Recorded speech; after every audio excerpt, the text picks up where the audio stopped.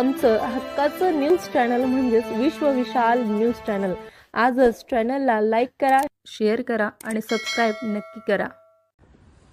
आज तथाकथित ओबीसीचे जागतिक नेते छगनराव भुजबळ यांनी पावसाचं कारण देऊन बीडमध्ये होणारी सभा कॅन्सल झाली अशी एक मांडणी केली।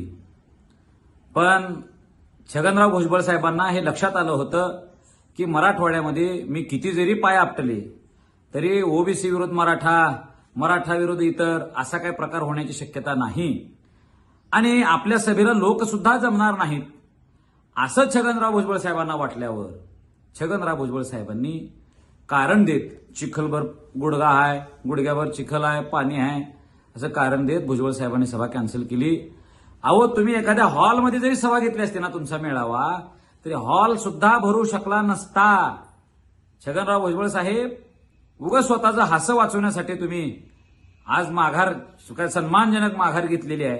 हे सगळं ओबीसीच्या मराठ्यांच्या तिथल्या 12 बलुतेदारांना सगळ्या मराठवाड्यातल्या लोकांना कळालेलं आहे।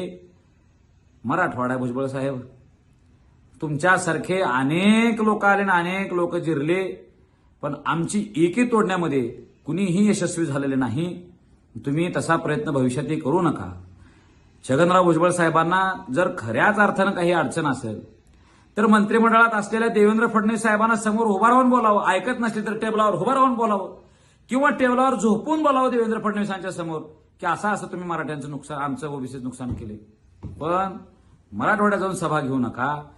तुम्हाला त्याहीपेक्षा जर पुढे नेता बनायचं असेल तर मंत्रिपदाचा राजीनामा द्या आणि आझाद मैदानावर तुम्ही तिथं उपोषणाला बसा किंवा तसं जर काय अडचण असेल तिकडे लोक येणार नाहीत असं वाटत असेल तर येवल्यात सभा घ्या आणि मराठा समाजाचा द्वेष बाळगा।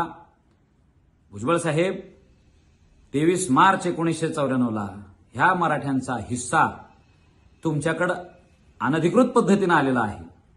मराठ्यांना ओबीसी मधला आमचा टक्का परत मिळवायचा आहे आणि तो आम्ही मिळवणार आहे आणि आमच्या सोबत दलित बांधव असतील, धनगर समाज बांधव असतील, बंजारा समाज बांधव असतील, हे सगळे छोट्या मोठ्या जातीचे सगळे बांधव आमच्या सोबत आहेत। तुम्ही नरेटिव्ह सेट करू नका। तुम्ही आपलं उत्तराच्या आयुष्याच्या उत्तर काळात आलेला आहे, फार बदनामी करून घेऊ नका। लोकांनी ओबीसीने तुम्हाला पुन्हा एकदा वाळीत टाकलंय असं दाखवण्याची वेळ येऊ देऊ नका।